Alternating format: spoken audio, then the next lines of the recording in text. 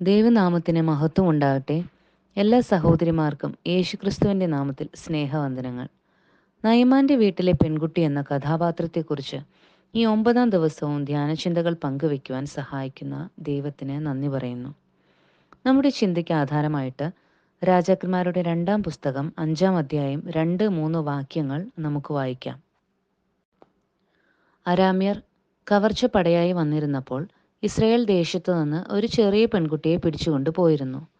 അവൾ നയമാൻ്റെ ഭാര്യയ്ക്ക് ശുശ്രൂഷ ചെയ്തു വന്നു. അവൾ തൻ്റെ യജമാനത്തിയോട്, യജമാനൻ ശമര്യയിലെ പ്രവാചകന്റെ അടുക്കൽ ഒന്ന് ചെന്നെങ്കിൽ അവൻ അവൻ്റെ കുഷ്ഠരോഗം മാറ്റിക്കൊടുക്കുമായിരുന്നു എന്ന് പറഞ്ഞു. ഈ വാക്യത്തിലെ 2 പ്രയോഗങ്ങൾ നമുക്ക് ശ്രദ്ധിക്കാം. ഒന്ന്, കവർച്ചപ്പടയായി വന്നപ്പോൾ. 2, പിടിച്ചുകൊണ്ടു പോയി. സിറിയൻ പട്ടാളക്കാർ ഇസ്രായേലിൽ കടന്നു കയറി ആക്രമിച്ച സമയത്ത് ബന്ദിയായി പിടിച്ചുകൊണ്ടുപോയ ഒരു പെൺകുട്ടിയാണ് അവൾ. കടന്നാക്രമിച്ച് ബന്ദിയാക്കി കൊണ്ടുപോകുന്നതിൻ്റെ ഭീകര ദൃശ്യങ്ങൾ ഹമാസ് ഇസ്രായേൽ വിഷയത്തിൽ നാം കണ്ടതാണല്ലോ. ആക്രമിക്കപ്പെടുന്ന രാജ്യവും ആക്രമിക്കുന്ന രാജ്യവും ശത്രു രാജ്യങ്ങൾ എന്നാണ് അറിയപ്പെടുന്നത്. അങ്ങനെ നോക്കുമ്പോൾ സിറിയക്കാരനായ നയമാൻ ഇസ്രായേലിയായ ഇവളുടെയും ശത്രുവാണ്. തൻ്റെ ശത്രുവിനാണ് ഒരു നന്മയുണ്ടാകണമെന്ന് അവൾ ആഗ്രഹിച്ചത്. ശത്രുവിനെ സ്നേഹിക്കുവാൻ കഴിയുന്നവർക്ക് മാത്രമേ ശത്രുവിന് നന്മയുണ്ടാകാൻ ആഗ്രഹിക്കാനാകൂ. ഈ പെൺകുട്ടി ശത്രുവിനെ സ്നേഹിക്കുന്നവളായിരുന്നു. ശത്രുക്കളെ സ്നേഹിക്കുക എന്നത് ഒരു ക്രിസ്തീയ നന്മയാണ്. ശത്രുക്കളെ സ്നേഹിക്കേണ്ടത് എന്തുകൊണ്ടാണെന്നും എങ്ങനെയാണെന്നും ബൈബിൾ വ്യക്തമായി പഠിപ്പിക്കുന്നുണ്ട്. എന്തുകൊണ്ട് ശത്രുക്കളെ സ്നേഹിക്കണം എന്നുള്ള ചോദ്യത്തിന് കുറഞ്ഞത് 2 ഉത്തരങ്ങളെങ്കിലും ഇപ്പോൾ നമുക്ക് വേദപുസ്തകത്തിൽ നോക്കിക്കാണാം. 1, ശത്രുക്കളെ സ്നേഹിക്കുക എന്നത് കർത്താവിൻ്റെ കൽപ്പനയാണ്. മത്തായി 5:44 കർത്താവ് പറയുന്നത്, നിങ്ങളുടെ ശത്രുക്കളെ സ്നേഹിപ്പിൻ, ഉപദ്രവിക്കുന്നവർക്ക് വേണ്ടി പ്രാർത്ഥിപ്പിൻ എന്നാണ്. നമ്മെ പല നിലകളിൽ ഉപദ്രവിക്കുന്ന ആളുകൾ ജീവിതത്തിൻ്റെ എല്ലാ മേഖലകളിലും ഉണ്ടാകാം. ശാരീരികമായോ മാനസികമായോ പ്രയാസപ്പെടുത്തുന്നവർ ജോലിസ്ഥലത്തുണ്ടാകാം, അയൽവാസികളിലുണ്ടാകാം, ബന്ധുക്കളിലും ഉണ്ടാകാം.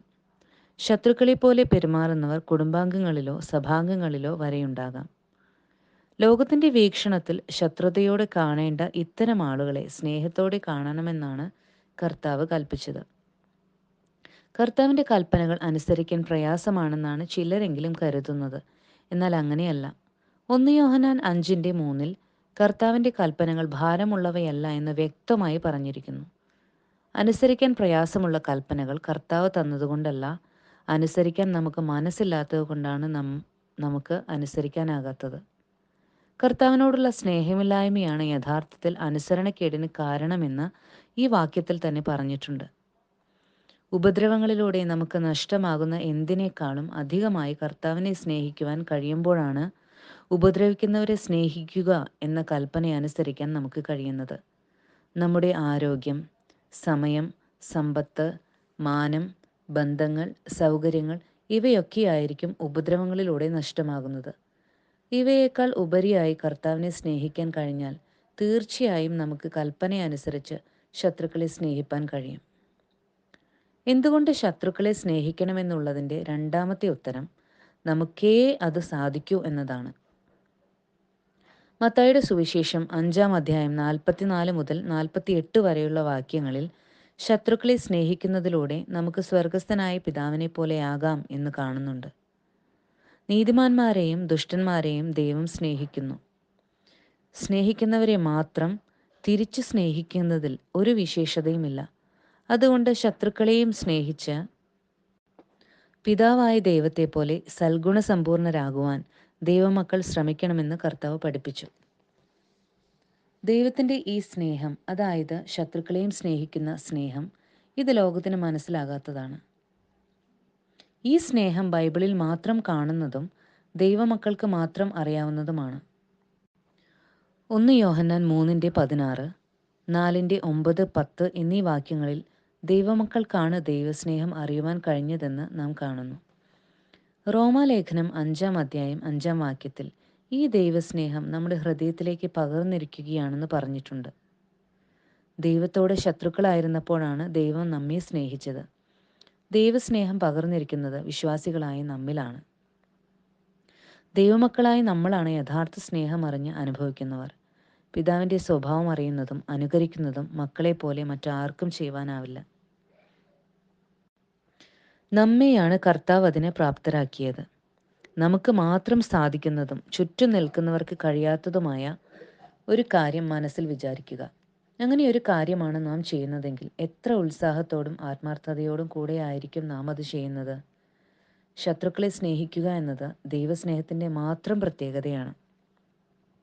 ദൈവസ്നേഹത്താൽ ശത്രുക്കളെ സ്നേഹിക്കുവാൻ ദൈവമക്കളായ നമുക്ക് മാത്രമേ കഴിയൂ.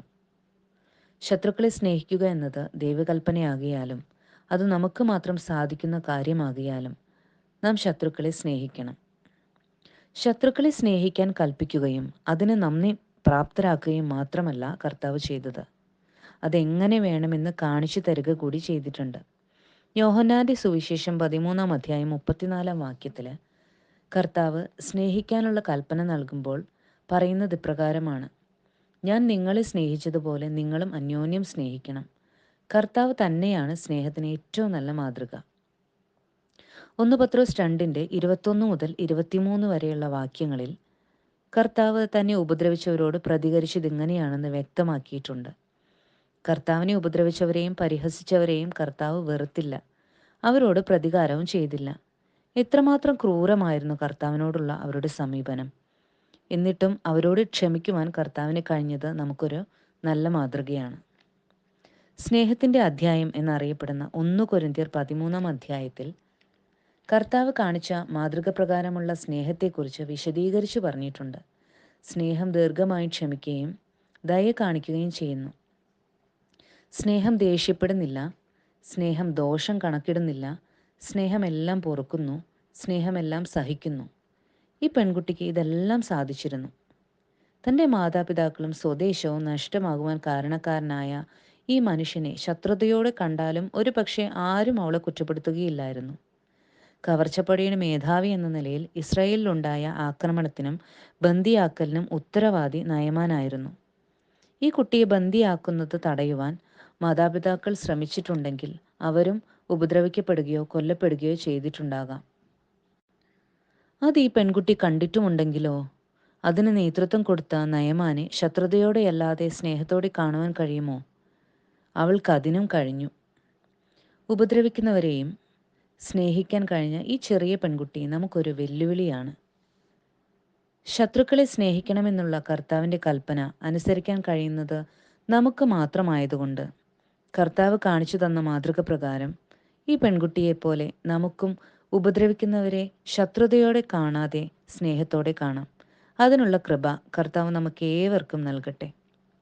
ദൈവം അനുവദിച്ചാൽ ഈ പെൺകുട്ടിയുടെ മറ്റൊരു സ്വഭാവ സവിശേഷത നമുക്ക് അടുത്ത ദിവസം ചിന്തിക്കാം. ദൈവനാമം വാഴ്ത്തപ്പെടട്ടെ.